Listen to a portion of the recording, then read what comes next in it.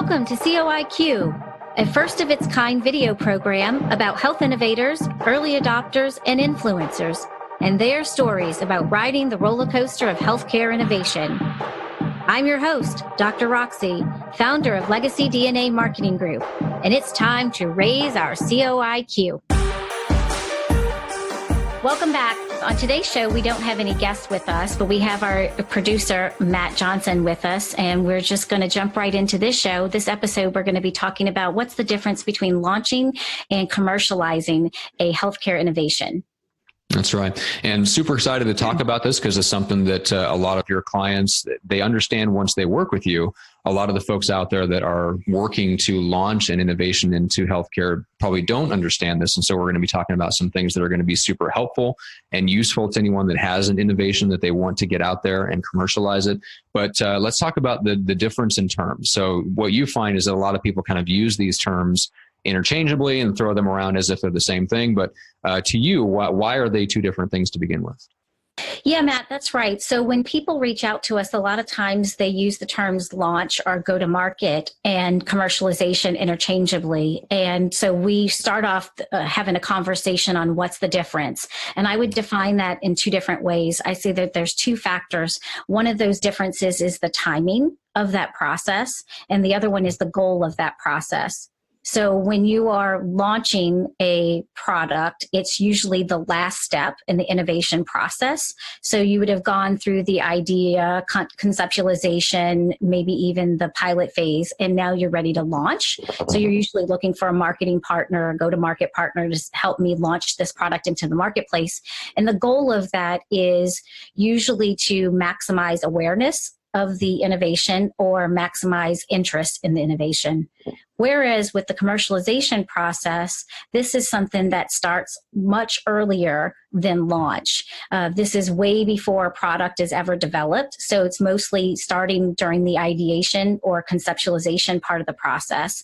And really that commercialization is going well beyond launch. So the timing of that is very different. And the distinction there is really important because there's a lot of decisions that are being made in the commercialization process that are either overlooked or not considered during the launch process. And then the second piece of that is the goal. So the goal for commercialization is to maximize ROI from that innovation. So when we say commercialization, we're thinking of what is the strategy and plan for maximizing profit from that innovation.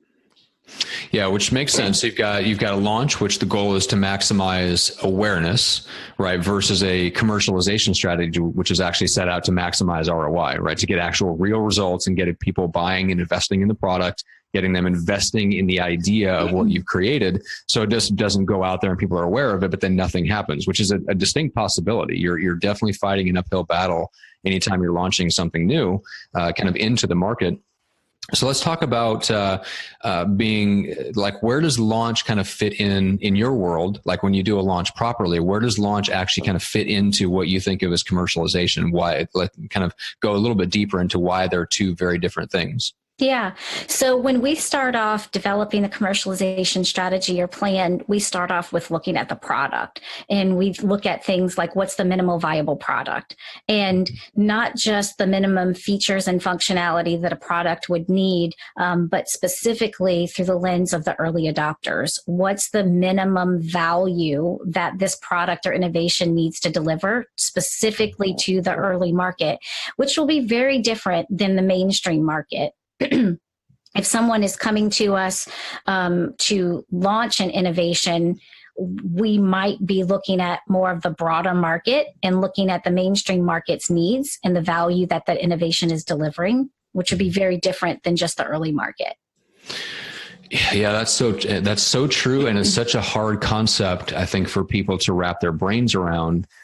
Which is we don't go to market with the thing that we think is going to appeal to the mainstream right away. We go to a different market, right? Usually a more sophisticated market, I'm assuming, if we're talking about early adopters. Mm-hmm. And so you have to create a different type of value.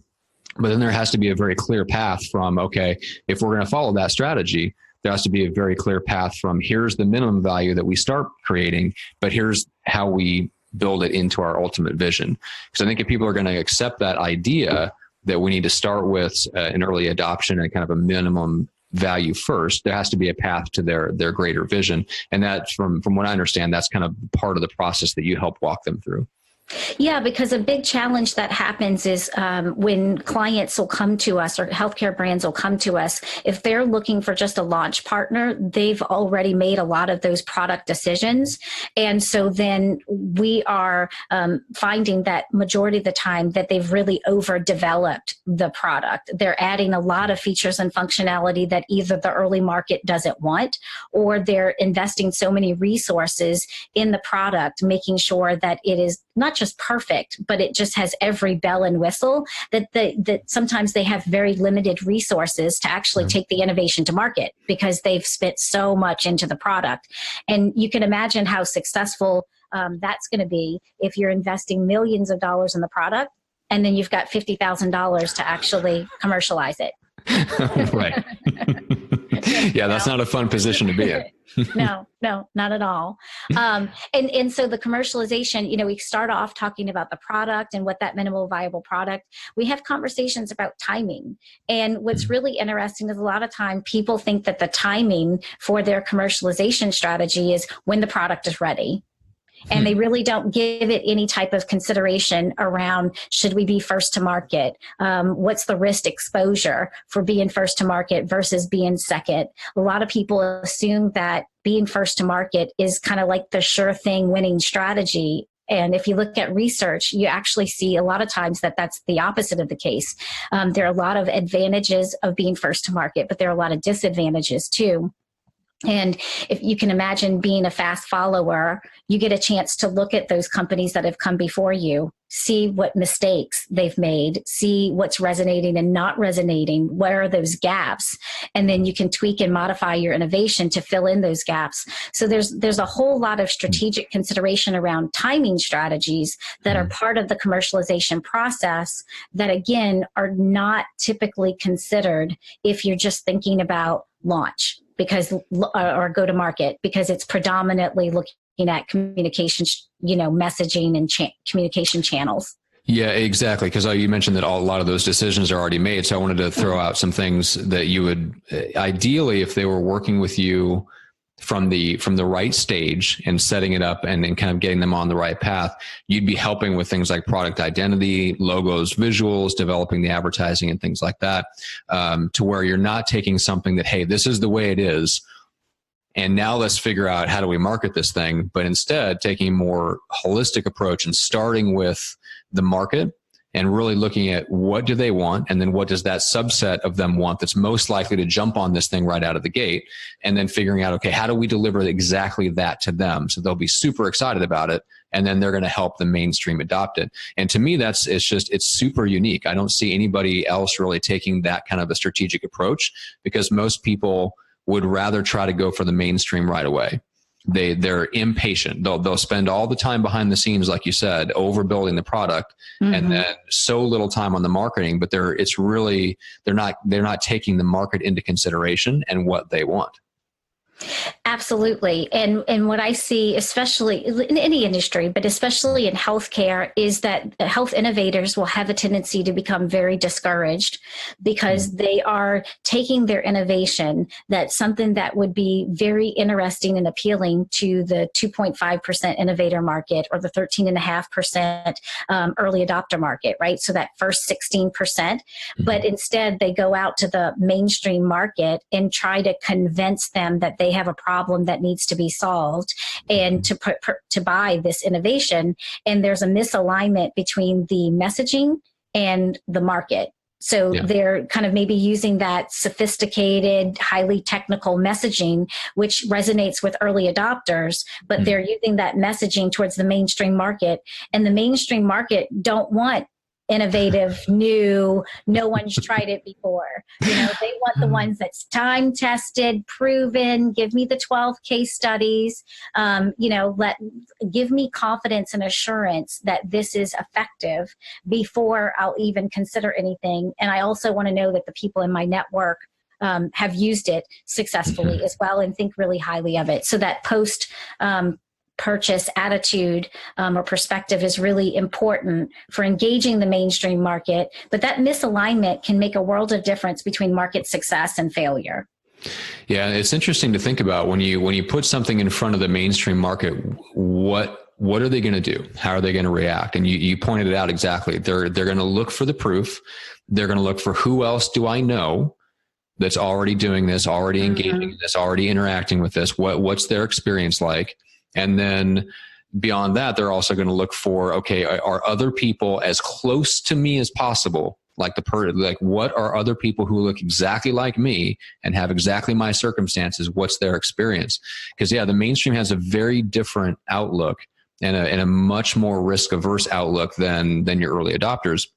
Those are the ones that are most likely to try something new, right? Your early adopters.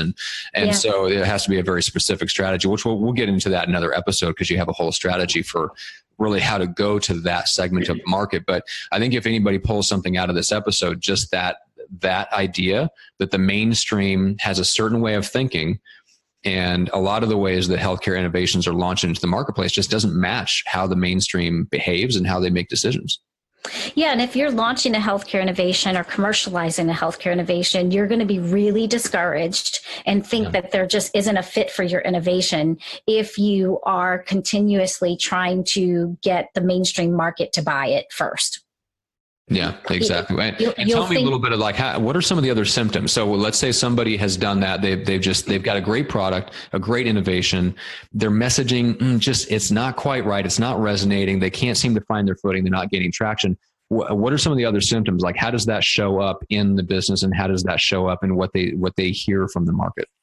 Yeah, so one of the common pitfalls that I see and hear about is unclear positioning. So I have this revolutionary innovation, and I'm trying to get the target market to understand what I have to offer, because it's so revolutionary that I have a tendency to start comparing it to something else so that they can relate to it. But then when I do that, I'm taking that revolutionary, sophisticated nature out of it. And I use Apple's, a common example that most of us can relate to, but, the iPod with 1,000 songs in your pocket. So this was an innovation that we had never experienced before. And Apple didn't come out and say, well, it's kind of like a Sony Walkman, but, that would have just completely devalued the innovation. Mm-hmm. And so that positioning strategy is really important, that that the early market is going to be most interested in those things that no one else has, that's extremely revolutionary, and the positioning and the messaging need to be aligned with that. Yeah, 100%. Yeah. And then there's over time, you see a shift take place as the more you get to the edges, and most of the early adopters have jumped on. Great. Then your messaging has to shift, and you start to appeal to the mainstream, and you have your case studies, you have your success, you have all your proof. And then there's a major shift. And so I love that kind of that progression. Mm-hmm. So for people that are interested and they're saying, okay, I've got all the pain points, right? Or I can see this happen. Like, I can see that I'm already starting to kind of fall into some of those pitfalls that you talk about. I would totally go out and talk to the mainstream as if they were early adopters. And I would use all the inside lingo, and I use all the jargon and all this stuff. How does somebody reach out, connect with you, learn a little bit more about what you guys do so they can prevent falling into those pitfalls? Sure. So you can visit our show website at drroxy.com, or you can visit our agency website, legacy, legacy-dna.com. And you can reach us at both of those places and get a better understanding of the commercialization services that we have to offer. Perfect. All right. Dr. Roxy, this was fantastic. I love this conversation. So in future episodes, we're going to be diving deep into certain topics. But for those of you that are listening, definitely check out the next one that we're going to do a really deep dive into on the early adoption strategy, because I think that's going to be fantastic. Excellent. Thanks, Matt. Appreciate it. What's the difference between launching and commercializing a healthcare innovation? Many people will launch a new product. Few will commercialize it. To learn the difference between launch and commercialization, and to watch past episodes of the show, head to our video show page at drroxy.com. Thanks so much for watching and listening to the show. You can subscribe to the latest episodes on your favorite podcast app, like Apple Podcasts and Spotify, or subscribe to the video episodes on our YouTube channel. No matter the platform, just search COIQ with Dr. Roxy. Until next time, let's raise our COIQ.